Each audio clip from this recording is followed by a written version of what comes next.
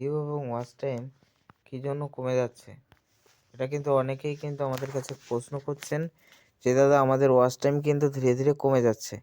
এটা হওয়ার প্রধান কারণ কি? একটু দেখাই আমাদের ওয়াচ টাইমটা। দেখো দর্শক বন্ধু, আমাদের ওয়াচ টাইম কিন্তু এর আগে প্রচুর ছিল, এখন কিন্তু কমে গেছে।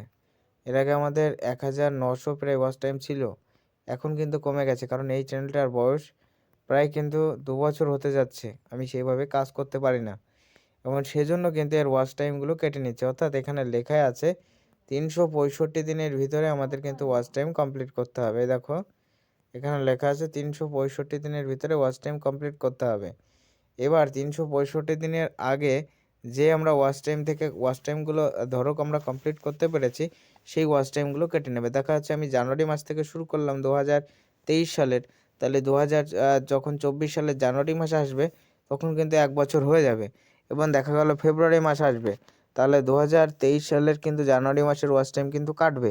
এইভাবে কিন্তু ওয়াচ টাইমগুলো ধীরে ধীরে কিন্তু কমতে থাকে। এই জন্যই কিন্তু মেনলি কিন্তু ধীরে ধীরে ওয়াচ টাইমগুলো কমে। তাই যত তাড়াতাড়ি পারবেন একটা ভিডিও ভাইরাল হলেই নিয়মিত রেগুলার ভিডিও আপলোড করা, তাহলে দেখবেন আপনার ভিডিও হু করে ভাইরালে যাবে। দেখুন বন্ধুরা, আমার ভিডিওগুলো আগে প্রচুর ভিউ ছিল, এখন যেহেতু আমি চ্যানেলে কাজ করছি না, সেই জন্য আমি কিন্তু ভিউ কিন্তু ধীরে ধীরে কিন্তু কমে যাচ্ছে। দেখো ভিউয়ের পরিমাণ কিন্তু কমে যাচ্ছে। তোমাদের কাছে প্রত্যেকের কাছে রিকোয়েস্ট করব, ওয়াচ টাইম এবং ভিউ যদি কমে যায় তাহলে নিয়মিত ভিডিও আপলোড দিন। প্রতিদিন একটা করে ভিডিও আপলোড দেবেন, তাহলে দেখবেন যে এই সমস্যা থেকে মুক্তি পাবেন এবং 1 বছরের ভিতরে তোমার চ্যানেল মনিটাইজেশন হবে।